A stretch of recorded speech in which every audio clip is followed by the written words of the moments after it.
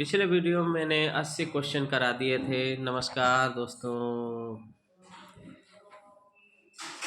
आज question number 81 से start करते हैं। राजस्व संहिता से। राजस्व संहिता 2006 की धारा 83 की उपधारा 1 के प्रावधानों के अधीन दावा स्वीकार नहीं किया जाएगा। ऑप्शन नंबर 1, जहां पर दावा किए जाने के पूर्व कुर्की की गई संपत्ति का पहले से ही विक्रय किया जा चुका हो। नंबर बी है, जहां पर कलेक्टर का यह विचार हो कि दावे को सोच समझकर करके अथवा अनावश्यक रूप से विलंबित किया गया है, जहां पर कुर्की के दिनांक से 30 दिनों के पश्चात दावा प्रस्तुत किया गया हो। तो ऑप्शन नंबर सी इसमें बिल्कुल सही होगा। राजस्व संहिता 2006 की धारा 183 की उपधारा 1 के प्रावधानों के अधीन दावा स्वीकार नहीं किया जाएगा, जहां पर कुर्की की दिनांक से 30 दिनों के पश्चात दावा प्रस्तुत किया गया। ऑप्शन नंबर सी बिल्कुल सही होगा। क्वेश्चन नंबर 82 है, राजस्व संहिता 2006 की धारा 183 की उपधारा 1 के प्रावधानों के अधीन पारित किए गए आदेश के विरुद्ध अपील प्रस्तुत की जाएगी। कहाँ प्रस्तुत की जाएगी? आयुक्त के समक्ष जो है प्रस्तुत की जाएगी। राजस्व संहिता 2006 की धारा 183 की उपधारा 1 के प्रावधानों के अधीन पारित किए गए आदेश के विरुद्ध अपील प्रस्तुत की जाएगी। आयुक्त के समक्ष जो है प्रस्तुत की जाएगी। ऑप्शन नंबर ए बिल्कुल सही होगा। क्वेश्चन नंबर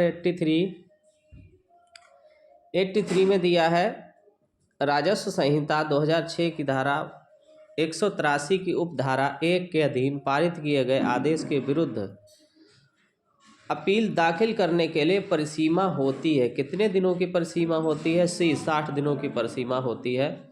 तो ऑप्शन नंबर सी बिल्कुल सही होगा। क्वेश्चन नंबर 84, राजस्व संहिता 2006 की धारा 184 की उपधारा 1 के प्रावधानों के अधीन विक्रय की उद्घोषणा में सम्मिलित होगा। क्या सम्मिलित होगा? सब कुछ सम्मिलित होगा जो भी दिया है। विक्रय किए जाने के लिए इम्सित संपत्ति का विवरण, ऐसी संपत्ति का अनुमानित मूल्य, आरक्षित मूल्य और सर्किल दर, उसके लिए संदेह भू राजस्व यदि कोई हो, उपयुक्त सभी, ये सभी सही होगा इसमें। ऑप्शन नंबर डी बिल्कुल करेक्ट होगा। राजस्व संहिता 2006 की धारा 186 के प्रावधानों के अधीन विक्रय किया जाएगा किसके द्वारा? कलेक्टर के द्वारा विक्रय किया जाएगा। ऑप्शन नंबर सी बिल्कुल ही सही होगा, इस पर टिक कर लें।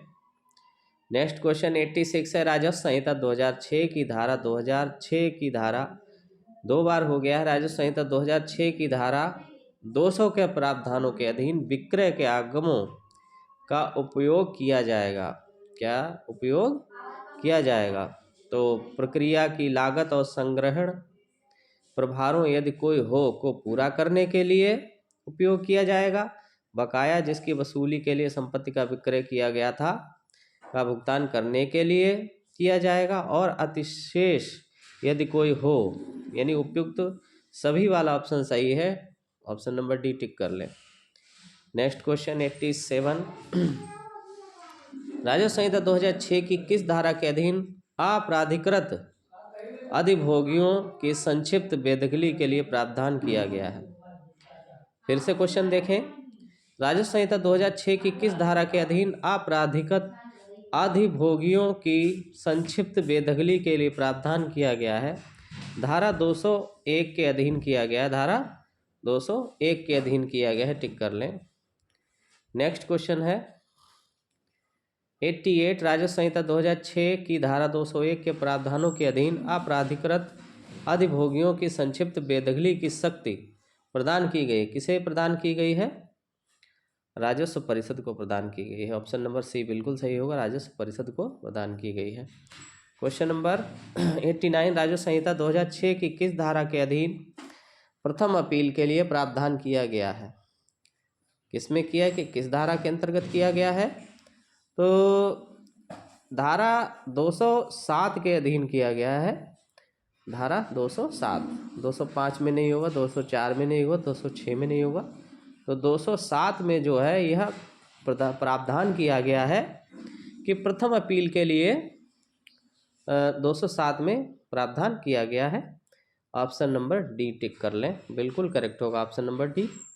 क्वेश्चन नंबर 90, राजस्व संहिता 2006 की धारा 207 के अधीन प्रथम अपील होगी, कैसी होगी? सिविल प्रक्रिया संहिता 1908 की धारा 147 के अधीन, सिविल प्रक्रिया संहिता 1908 की धारा 104 के अधीन, सिविल प्रक्रिया संहिता 1908 के आदेश 43 नियम 1 के अधीन।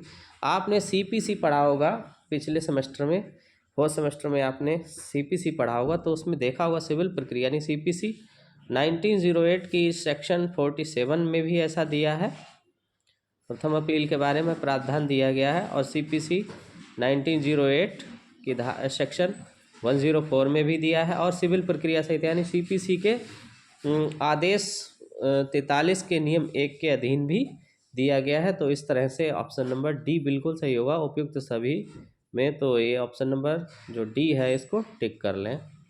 नेक्स्ट क्वेश्चन है 91, राजस्व संहिता 2006 की किस धारा के अधीन द्वितीय अपील के लिए प्रावधान किया गया है? तो द्वितीय अपील के लिए प्रावधान किस में किया गया है?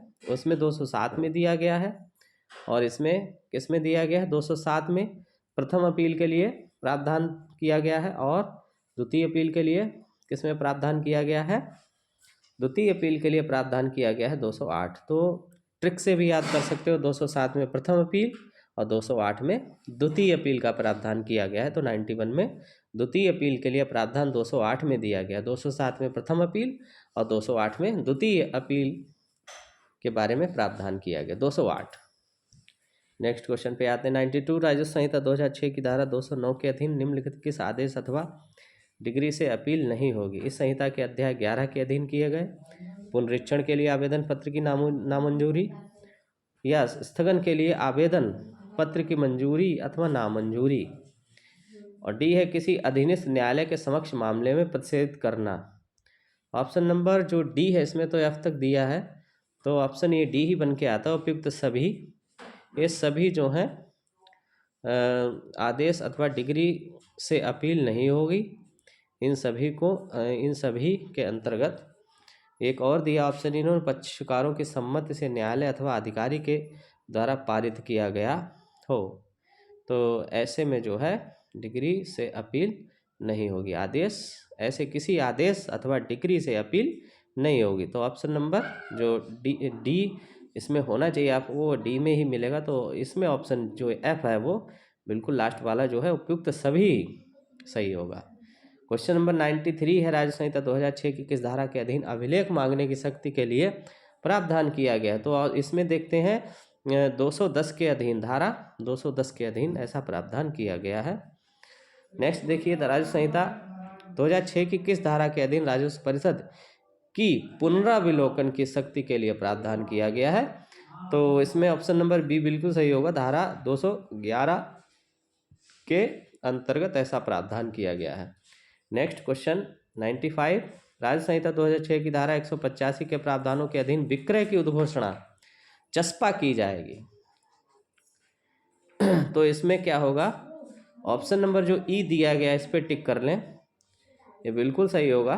ऑप्शन नंबर ई इसमें दिया गया है, ये बिल्कुल सही होगा, क्योंकि कलेक्टर के कार्यालय पर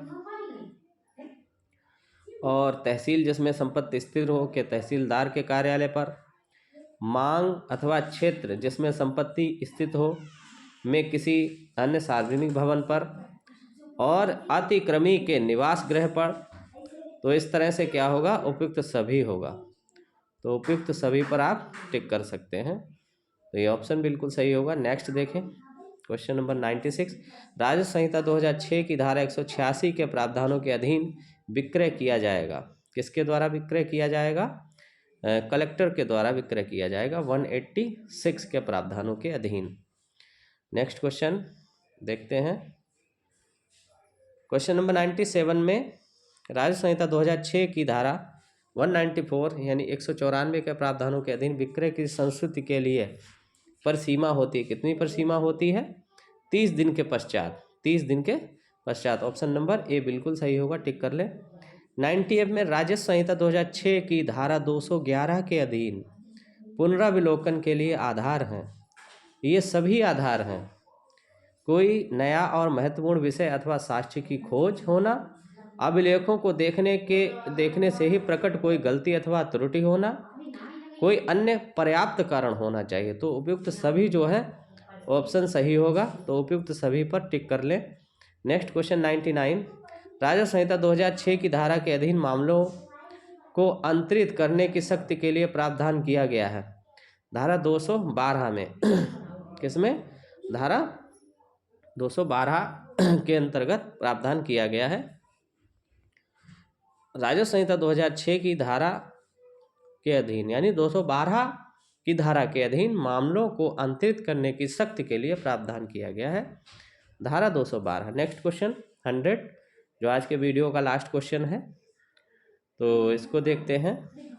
राजस्व संहिता 2006 की किस धारा के अधीन सूचना को तामील करने के लिए प्रावधान किया गया है? धारा 216 के अधीन प्रावधान किया गया है। तो वीडियो को लाइक करते रहें, शेयर करते रहें और चैनल को सब्सक्राइब कर लें ताकि मेरे नए आने वाले वीडियो आप तक पहुंच सकें। Thank you, bye bye.